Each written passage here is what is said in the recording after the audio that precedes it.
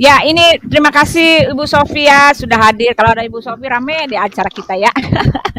Ibu Sofia ini cheerleader ya, penyemangat ya. Luar biasa banget ya. Ini pendapat Ibu Sofia ya. Tadi kan dikatakan bahwa saya bilang kan kalau di Al-Qur'an sendiri mengatakan bahwa bukti-bukti ya.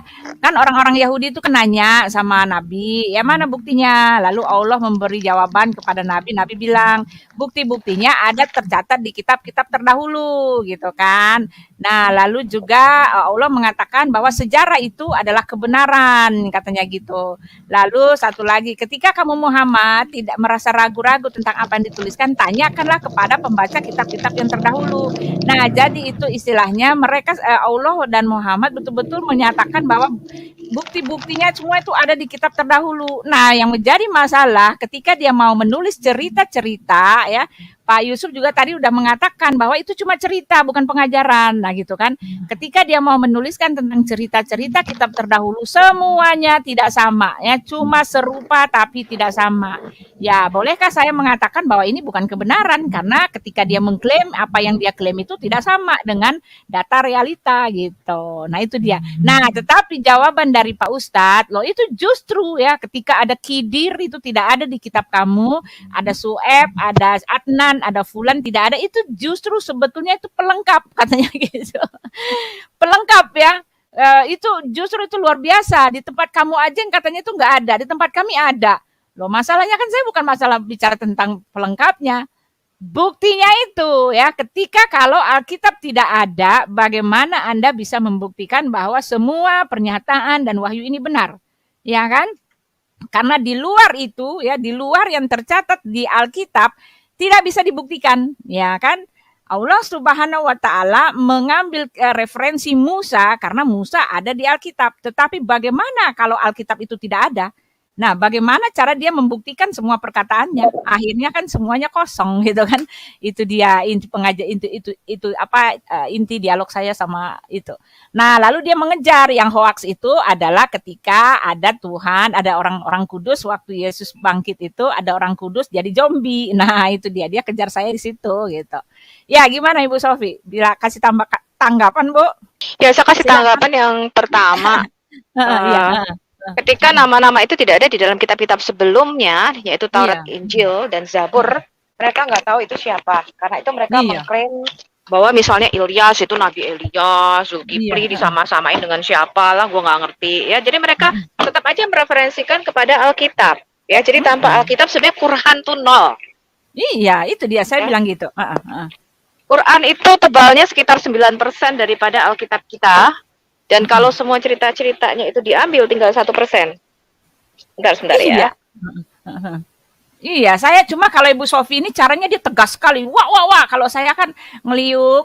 Jadi kadang orang nggak ngambil kesimpulan dari apa yang saya ngomong. Cuma jelas saya mau mengatakan tanpa Alkitab ya kalian itu bohong gitu. Bohong, nggak ada itu. Cuma fiksi gitu. Ya cuma ya begitu ya teman-teman. Sambil menunggu Sofia mungkin ada tamu ya.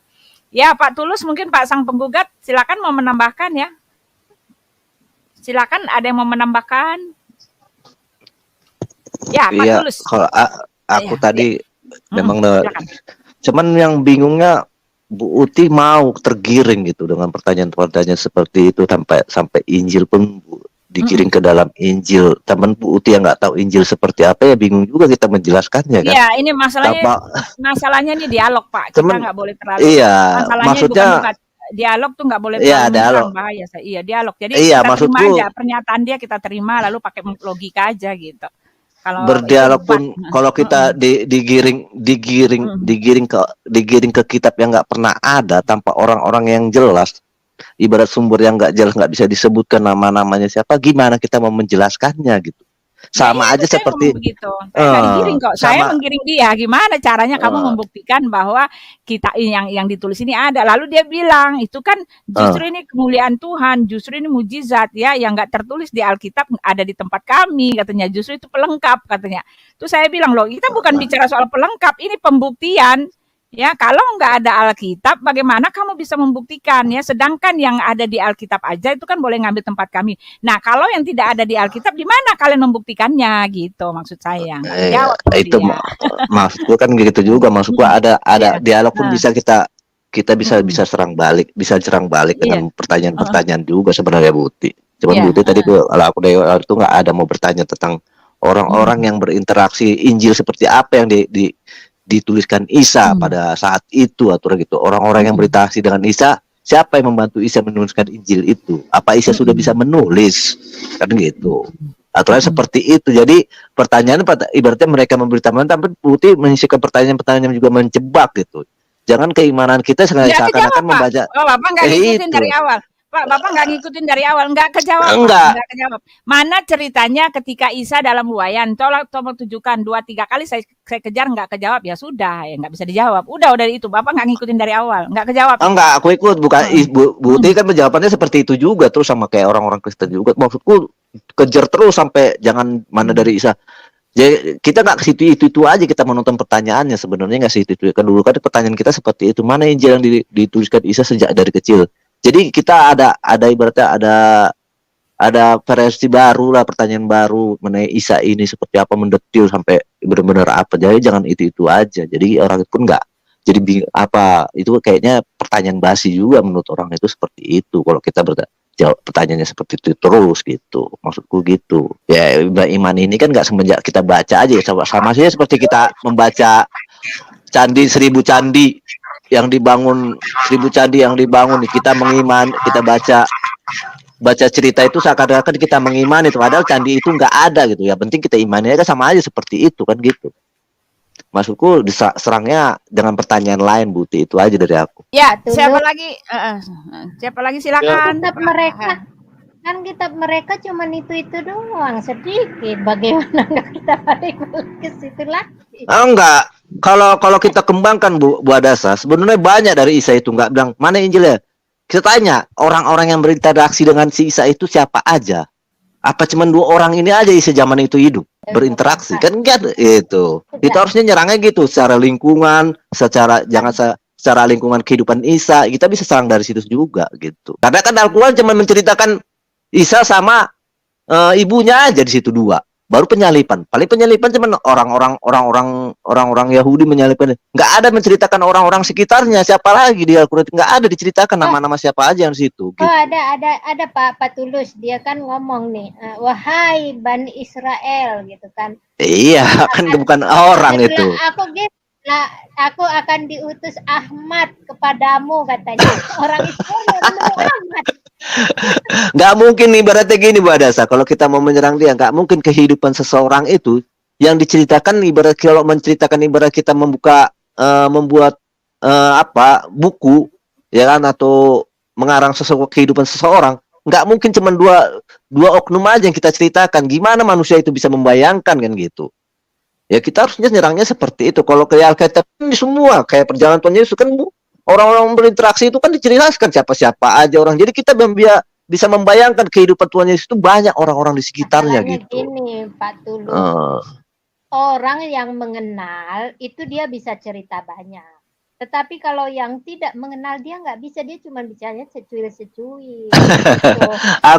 aku juga gitu maksudnya Buti sama apa itu maunya kayak gitu ya kan dari dia lahir ya kan nggak mungkin lah nggak ada orang juga pertama kali orang yang melihat dia siapa dengan mamanya pas dia lahir kan itu dengan mamanya Sisa ya kan masa hidup berdua aja terus sampai dia Sisa besar kan nggak mungkin kan gitu kalau kita mau menyerang dia sebenarnya banyak nggak itu aja pertanyaannya supaya bisa terbuka siapa isi saya sini sebenarnya yang ditulis di ya, Pak, ya, sudah ya. Buti. Ya, Buti. ini cara orang Itu di channel mana Buti? Tempat saya. Oh di situ.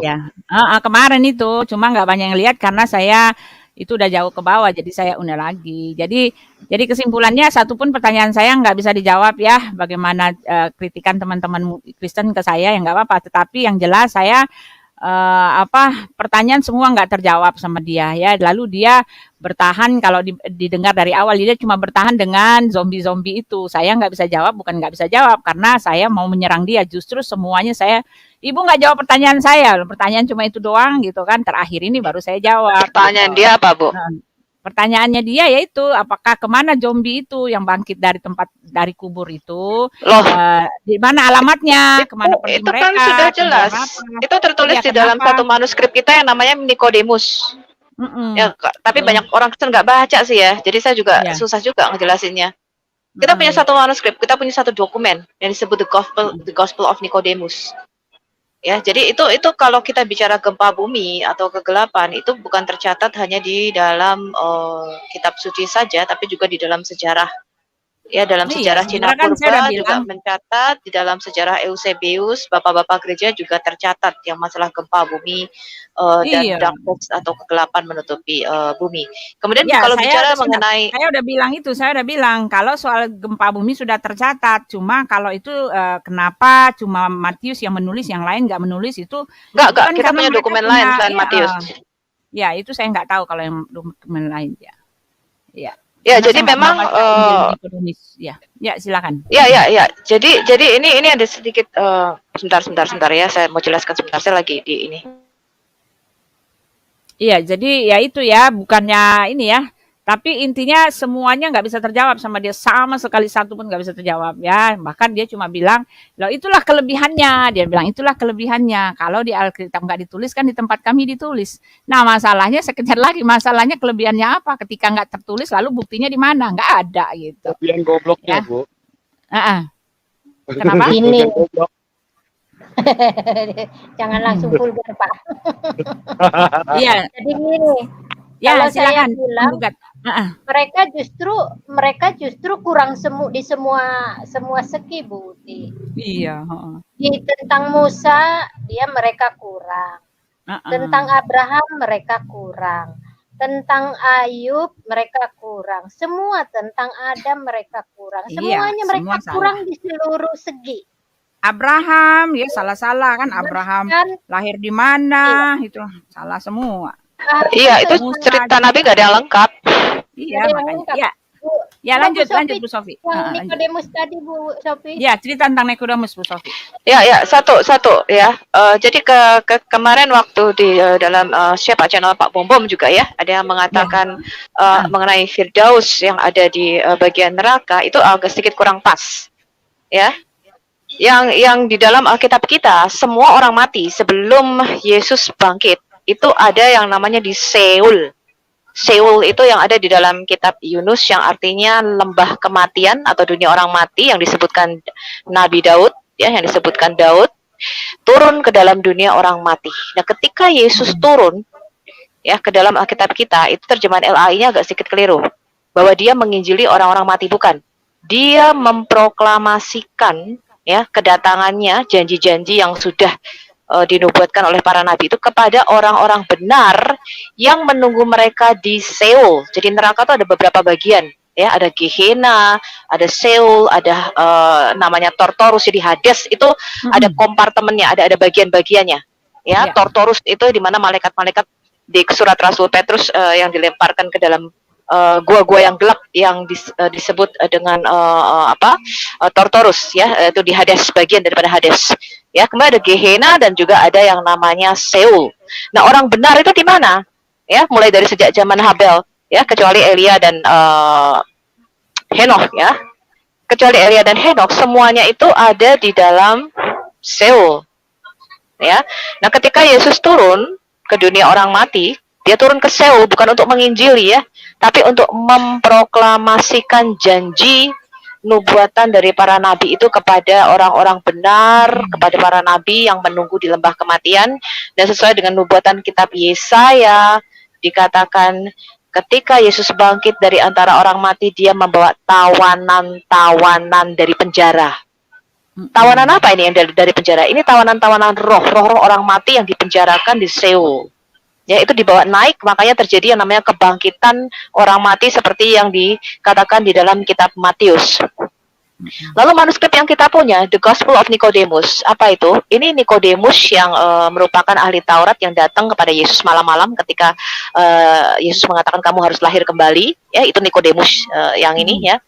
Kemudian Nikodemus ini menuliskan kisah mengenai khusus, ya, hanya beberapa lembar saja manuskripnya tentang kebangkitan orang-orang mati dan dilihat orang-orang masuk ke dalam kota di Yerusalem, kebangkitan orang-orang kudus ini. Dia kemudian salah satunya itu bercerita apa yang terjadi ketika Yesus masuk ke Seol ya, atau ke dunia orang mati. Ya.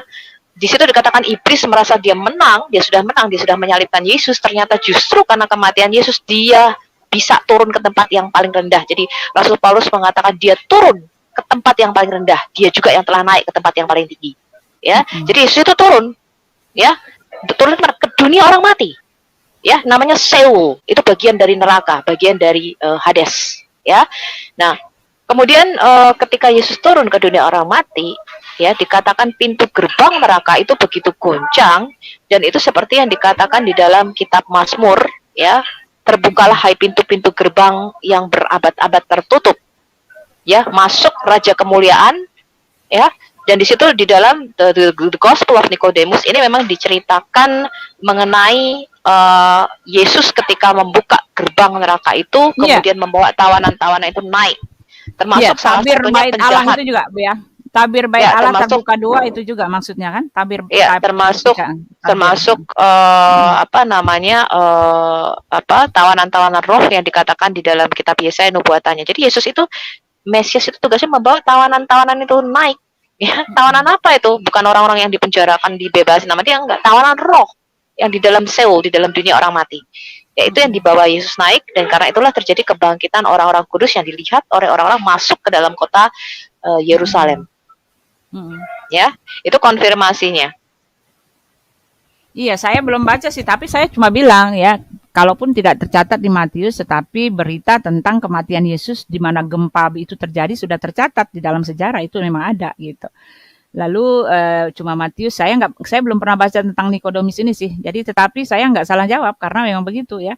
Bukan berarti kan dia mengatakan itu kan kalau misalnya yang lain nggak menulis itu artinya kan dongeng. Oh enggak, jangan begitu, jangan bilang begitu. Bukan dongeng, karena apa? Karena masing-masing menulis menurut ininya mereka, tujuan mereka. Itu bukan fotokopi, satu fotokopi dibagi 4, enggak.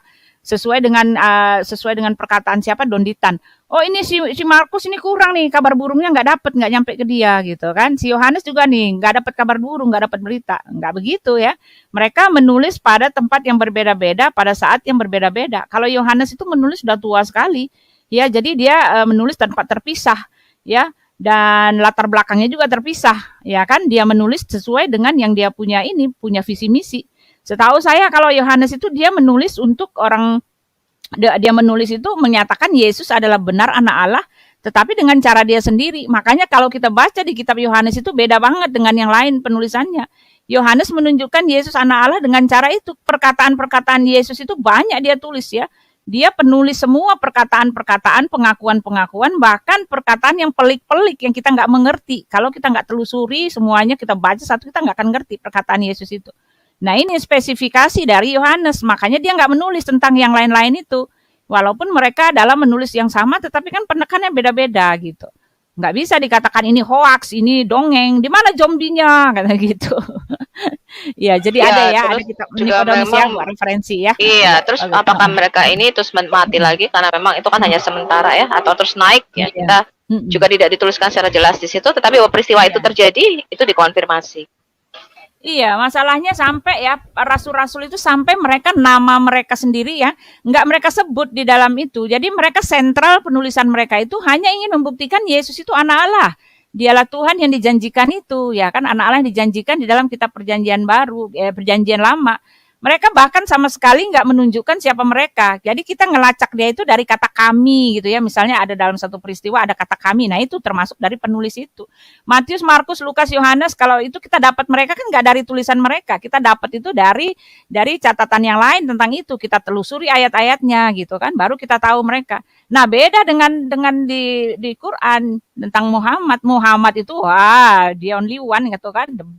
Hampir sama dengan Tuhannya. Kalau nggak jadi itu, kalau nggak nyebut dia Rasul ya nggak jadi Islam. Ya, kalau kita kan nggak gitu. Rasul-rasul itu dia mengedepankan Tuhannya. Bahkan namanya sendiri dia nggak sebut gitu kan. Ya seperti itu. Bahkan Yesus mengatakan di dalam Markus 6 ayat 26 itu. Celakalah orang yang memuji-muji kamu gitu kan.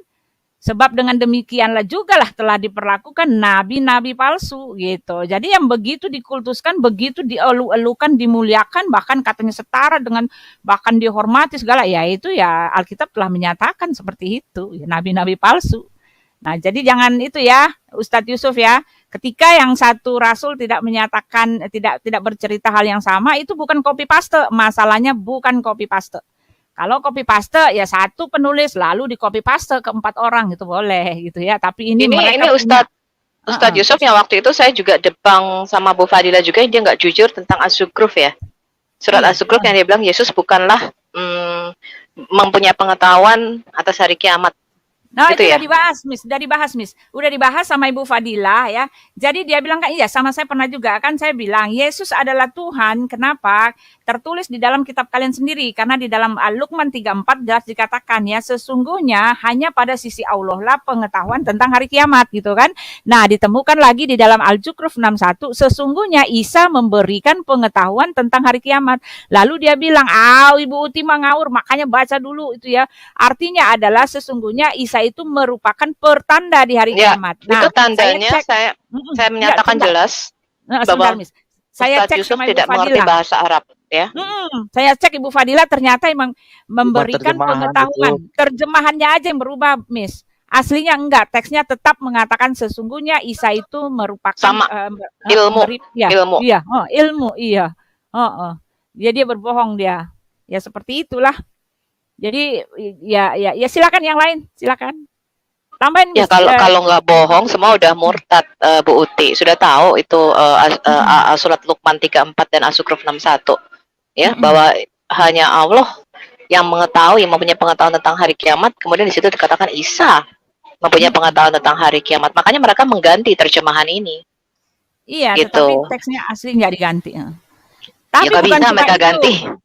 Ya, Miss Sofi, bukan cuma itu, Miss Sofi. Banyak sekali ya di sini ya, saya catat nih ya. Banyak sekali indikasi yang menunjukkan bahwa Yesus itu Tuhan ya, sesuai dengan kriteria dari Tuhannya ya. Di situ dikatakan bahwa sesungguhnya hanya pada sisi Allah lah yang gaib-gaib. Lalu dituliskan yang pemilik yang gaib-gaib itu hanya Isa gitu kan. Sesungguhnya hanya Allah lah yang membangkitkan orang mati. Lalu dituliskan bahwa Isa membangkitkan orang mati gitu kan. Sesungguhnya Allah itu dia ada di Arsy ya, satu-satunya dalam tahtanya di Arsy gitu kan. Tuhan itu bertahta di Arsy. Nah, satu-satunya yang bertahta di Arsy, yang punya tahta itu ya Yesus gitu kan. Wah, banyak sekali. Jadi semua kriteria tentang Tuhan di tempat mereka itu Yesuslah yang menggenapinya gitu, teman-teman ya. Yesuslah penggenapannya. Bahkan dikatakan sesungguhnya Allah lah yang akan membangkitkan orang mati. Nah, itu dia. Yesus yang membangkitkan orang mati, apalagi nih saya catat nih banyak sekali. Nah, itu salah satu, makanya mama saya tuh dia taubat terima Yesus. Sesungguhnya hanya pada sisi Allah lah pengetahuan tentang hari kiamat gitu kan. Lalu lah Isa itulah yang memberikan pengetahuan tentang hari kiamat, nggak ada yang lain gitu. Wah, banyak sekali. Sesungguhnya Allah lah yang memiliki malaikat-malaikat gitu kan. Sesungguhnya Isa Al-Masih. Nah, itu yang Al-Masih itu, Miss, Al-Masih itu kan artinya kan ini kan, artinya Mesias. Mesias itu adalah perantara, pemberi syafaat. Sesungguhnya Allah lah yang memberikan syafaat. Nah, Isa disebut Al-Masih. Al-Masih itu kan Mesias, syafaat, pemberi syafaat, perantara. Iya kan? Wah, banyak sekali linknya yang menunjukkan bahwa Yesus adalah Tuhan. Banyak sekali ya. Seharusnya Kemudian dikatakan Allah sebagai hakim satu-satunya yang adil. Nah, iya itu dia. Yesus, Isa akan datang sebagai hakim yang adil. Pusing nggak tuh? Iya, apalagi coba. Wah, ini siapa sih ini? Siapa, Miss? Itu siapa sih? Dinda Rosalba kan saya bawa ini kan. Wah, dia jumpalitan, dia bingung sekali. Kamu tahu nggak? Tapi kalian tahu nggak? Dia bikin di channelnya Utiwati Menat Tengkurep. Kamu tahu nggak dia bikin apa? Jadi semua pernyataan-pernyataannya dia aja yang dia itu dia upload. Suara saya nggak ada gitu loh. Ya, semua suara saya nggak ada. Lalu dia bikin channel itu, dia bikin video katanya Utiwati Menat Tengkurep, terus muka saya dibikin kayak apa itu sama dia. Iya. Jadi kalau kita mau membaca Al-Qur'an itu, ya kriteria Tuhan yang sebenarnya itu Yesus yang memenuhi itu, enggak lain, enggak ada yang memenuhi itu. Cuma Yesus. Ya, dikatakan di situ cuma hanya Allah lah yang mengampuni dosa. Lah, Yesus lah yang mengampuni dosa, bukan batu. Ya, di situ di Alkitab kita tuh Yesus berkuasa mengampuni dosa. Hanya Allah lah yang memiliki malaikat-malaikat. Ya, Isa itu pemilik malaikat gitu loh semua. Hanya Allah yang membangkitkan orang mati. Ya, ada ininya. Yesus membangkitkan orang mati dan itu terbukti ya di tempat mereka nggak ada. Dia bilang Allah membangkitkan orang mati, tapi kapan tahu ya kan? Peristiwa tentang itu nggak ada ceritanya gitu. Ya silakan yang lain-lain. Nah Yesus ini ya sebentar ya saya kasih contoh ya. Allah pemilik yang gaib-gaib ya di dalam Yunus 20 dan mereka berkata mengapa tidak diturunkannya kepadanya suatu keterangan dari Tuhannya, maka katakanlah sesungguhnya yang gaib-gaib itu kepunyaan Allahmu, sesungguhnya aku bersama kamu termasuk orang-orang yang menunggu. Nah tetapi di Ali Imran, dan aku menyembuhkan orang yang buta sejak lahirnya, ini Isa kan, dan yang berpenyakit sompak, dan aku menghidupkan orang mati, katanya gitu kan. Walaupun dia bilang dengan seizin Allah, tapi pertanyaan saya kenapa Muhammad nggak dapat izin ini gitu kan? Iya kan? Dan aku, nah itu dengan jelas dikatakan yang gaib-gaib itu hanya milik dari Isa. Ya, lalu dikatakan juga bahwa ini ya, Allah pemberi syafaat ya di dalam Al-Zumar 39. Hanya kepunyaan Allah syafaat itu semua ya. Syafaat itu kan artinya perantaraan. Ya, dan tugas perantaraan itu merupakan salah satu hak istimewa dari Mesias. Seperti tertulis di dalam surat Ali Imran 3 ayat 45. Ya kan? Dikatakan gitu. Ingatlah ketika malaikat berkata, "Hai Maryam, sesungguhnya Allah menggembirakan kamu dengan kelahiran seorang putra yang diciptakan dengan kalimat yang datang daripadanya. Namanya Al-Masih Isa." Ya kan? Al-Masih itu kan Mesias, ya kan? Perantara. Ya, Al-Masih Isa, seorang terkemuka di dunia dan di akhirat, dan salah seorang di antara orang-orang yang didekatkan kepada Allah. Ya, perantaranya itu. Ya kan, Mesias itu artinya dalam bahasa Ibrani kan juru selamat yang diurapi Allah atau anak Allah. Nah, Isa Al-Masih adalah kata Arabnya, ya kan? Dan Quran mengakui Yesus itu dari Nazaret itu sebagai Mesias, satu-satunya dari Allah. Nah, itu dia. Itu keterangan yang jelas ya. Nah, saya baca nih tafsir Al-Jalalain ya kan. Dia mengatakan gini ya. Tafsir Al-Jalalain mengatakan tentang Kristus sebagai yang terkemuka di dunia karena pekerjaannya nubuat ya, pekerjaannya bernubuat dan juga di akhirat oleh karena tugas keperantaraannya. Nah, itu kan tugas keperantaraannya, kedudukannya dan sebagai salah seorang dari orang-orang yang didekatkan kepada Allah. Ya, Badawi mengatakan kedudukan tinggi yang dimiliki Yesus di sorga dan di kalangan malaikat. Nah, di Ibrani 7 ayat 25 itu kan telah ditulis bahwa dia adalah imam besar agung, pengantara antara hubungan kita dengan manusia. Jelas dialah itu pemberi syafaat. 1 Yohanes 2 ayat 1 juga, Ibrani 8 ayat 6. Wah, banyak sekali. Ya kan? Nah, itu dia. Lalu dikatakan juga nih ya, teman-teman ya, dikatakan apalagi ya? Apalagi indikasi yang mengatakan, nah ini Allah pembuat sejarah. Nah, ini dia ya. Allah pembuat sejarah di dalam Hud 1:2. Jangan itu deh ini ya. Nah, ini satu ya. Di dalam Al-Hajj 7:3. Ya, dikatakan, "Hai manusia, telah dibuat perumpamaan, maka dengarlah olehmu perumpamaan itu. Sesungguhnya segala yang kamu seru selain Allah sekali-kali tidak dapat menciptakan seekor lalat pun." Nah, itu hanya Allah yang bisa menciptakan makhluk hidup. Walaupun mereka bersatu untuk menciptakannya, dan jika lalat itu merampas sesuatu dari mereka, tiadalah mereka dapat merebutnya kembali. Al-Maidah 5 ayat 110. Ya. Lalu dikatakan siapa itu? Yang membuat lalat itu? Ya, yang membuat burung. Ya kan ada kisah yang itu, yang membuat burung. Dan Isa Al-Masih dikatakan dia menciptakan burung, ya kan? Walaupun itu ceritanya cerita apa? Cerita dongeng ya dari the infancy of Jesus Christ, tetapi indikasinya adalah satu-satunya yang berkuasa memberikan atau menciptakan makhluk hidup ya Isa gitu loh. Sedangkan di sini dikatakan satu-satunya hanya Allah lah ya. Sesungguhnya segala yang kamu seru selain Allah sekali-kali tidak dapat menciptakan seekor lalat, tetapi Isa menciptakan makhluk hidup. Nah, itu. Lalu Allah menghidupkan orang mati di dalam Al-Hajj 7. Ya kan dia bangkit Yohanes 6:44. Allah menghidupkan orang mati ya di dalam Al-Hajj 7, ya kan?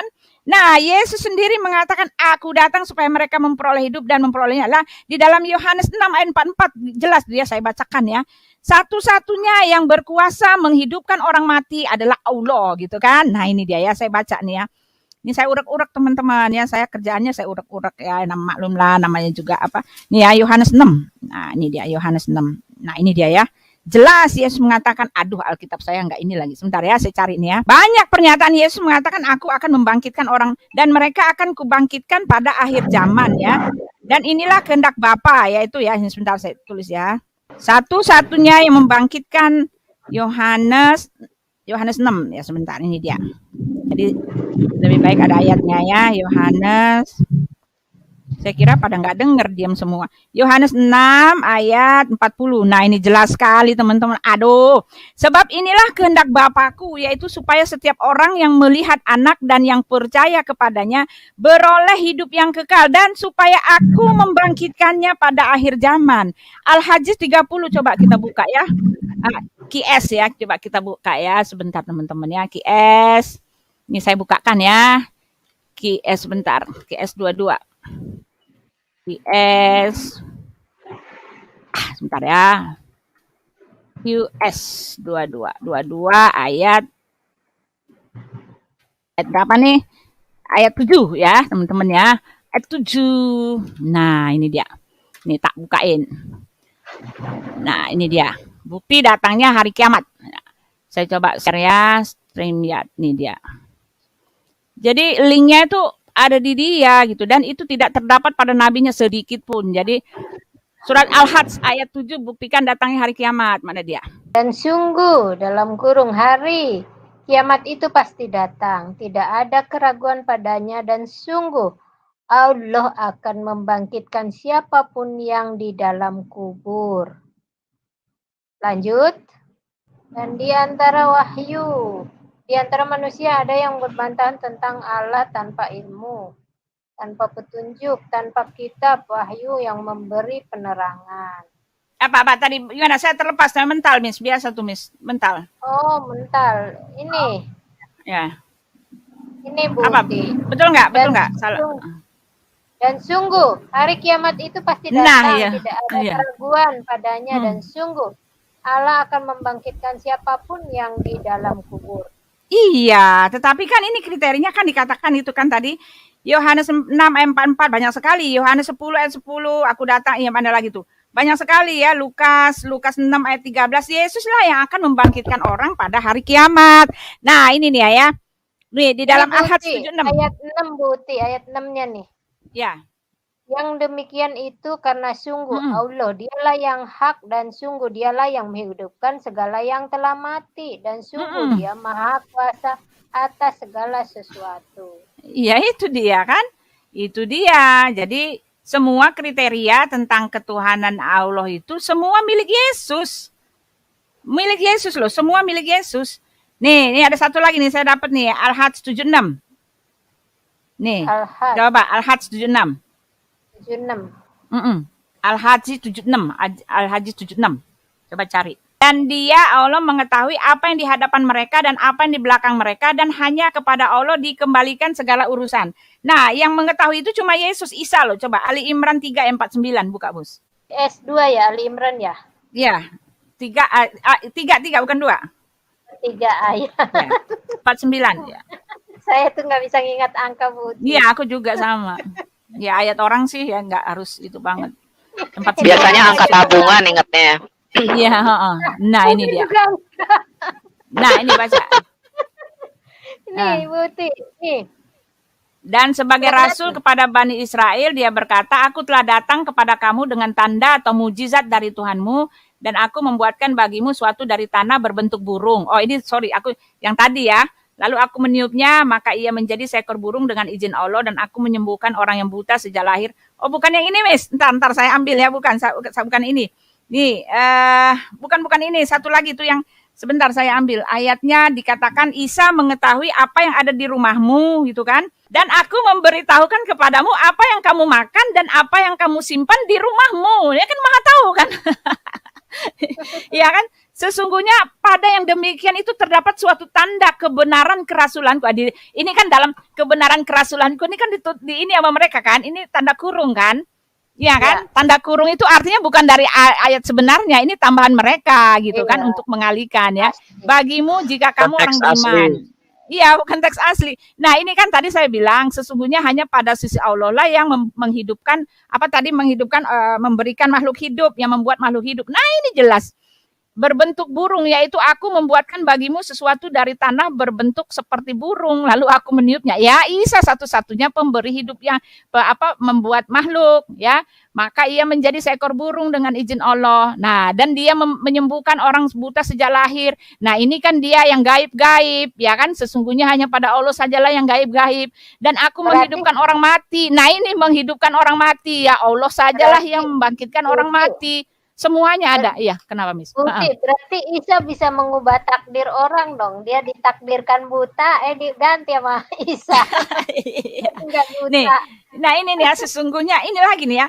Allah mengetahui apa yang di hadapan mereka dan apa yang di belakang mereka, dan hanya itu dia. Ini kan, dan sesungguhnya pada mana tadi, dan aku memberitahukan kepadamu apa yang kamu makan dan apa yang kamu simpan di rumahmu. Tuh Allah mengetahui loh, salah loh. Nah, satu lagi nih ya. Allah memberikan pengetahuan tentang hari kiamat. Nah, itu dia ya kan, Luqman 43, coba kita bahas lagi sebentar. Apalagi coba yang bukan, yang enggak dimiliki Yesus. Oh, ini yang Allah menghakimi. Al-Had 69. Al-Had 69. Nih lemot nih.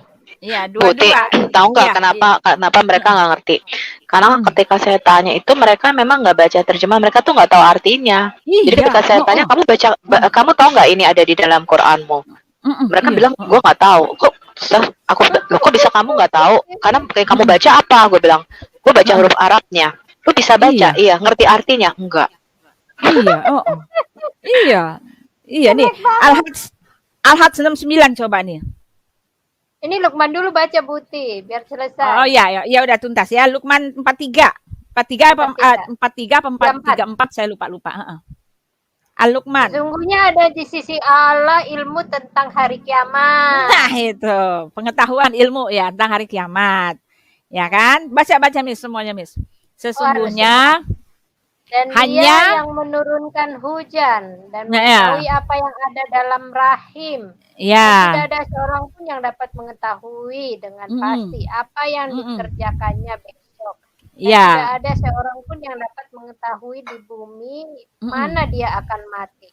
Sungguh Allah Maha mengetahui, Maha mengenal. Ya. Orang yang bunuh diri itu kira-kira dia tahu nggak dia matinya di mana?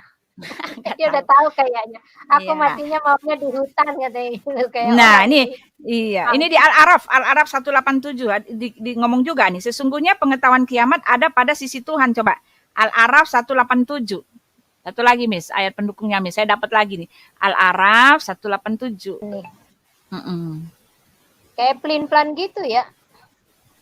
Iya, jadi mereka menanyakan kepadamu Muhammad tentang kiamat, kapan terjadi? Katakanlah sesungguhnya pengetahuan tentang kiamat itu ada pada Tuhanku.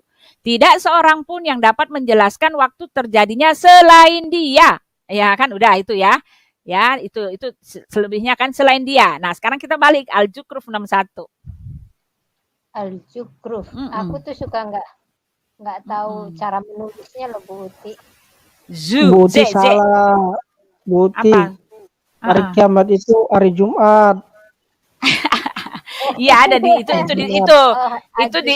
di sahih itu di hadis ya. Al-Zukhruf 61. Buti capek kali baca semua itu. Jawabannya ada di Kisah Para Rasul 2 ayat 11. Apa itu? Coba buka dulu. Ya, sini. Iya, buka. Kisah Para Rasul 2 ayat 11. Oh iya. Nih, baik orang Yahudi maupun penganut agama Yahudi, orang Kreta, orang Arab tidak mendengar mereka berkata-kata dalam bahasa kita sendiri tentang perbuatan-perbuatan besar yang dilakukan Allah. Yang ini, Pak E. Iya, berarti kita tanyakan sama orang Arab itu tadi.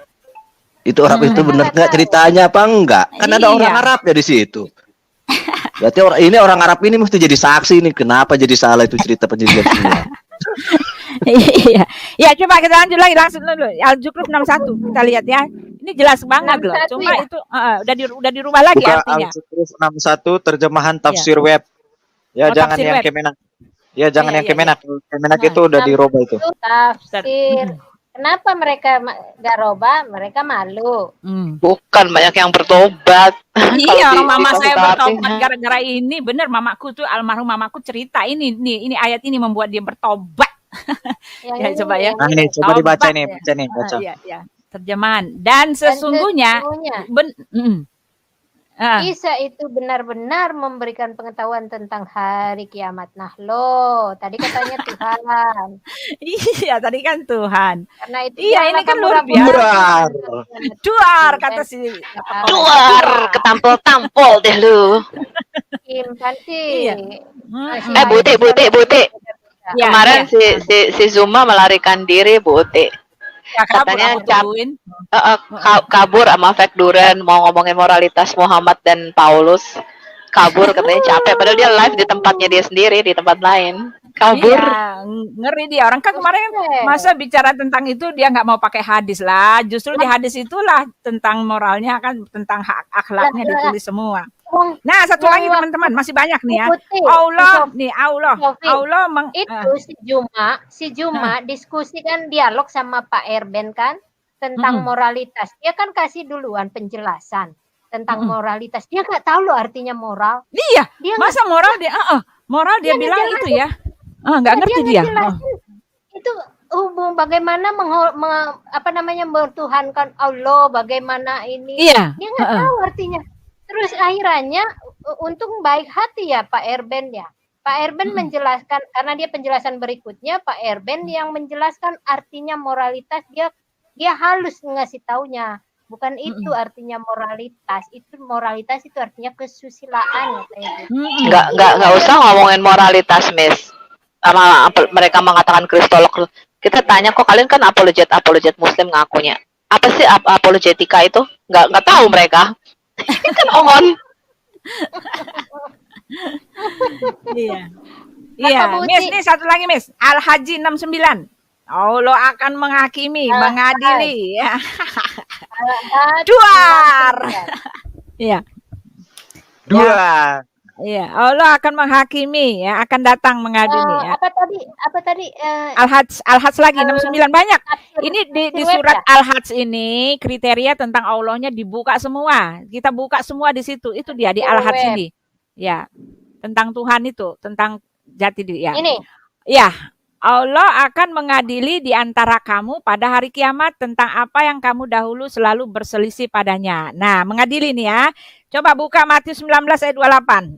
Aku berkata kepadamu, sesungguhnya pada waktu penciptaan kembali, apabila anak manusia bersemayam di tahta kemuliaannya, kamu yang telah mengikuti aku akan duduk juga di atas 12 tahta untuk menghakimi ke-12 suku Israel. Ya, ini tahta untuk menghakimi ke-12 suku Israel ya. Tetapi kan kalau di dalam Wahyu kan tahtanya untuk semua ya. Harusnya bukan ayat ini yang lebih tepat ya. Coba Yohanes 5 ayat 27 deh, yang lebih tepat. Yohanes 5 ayat 27.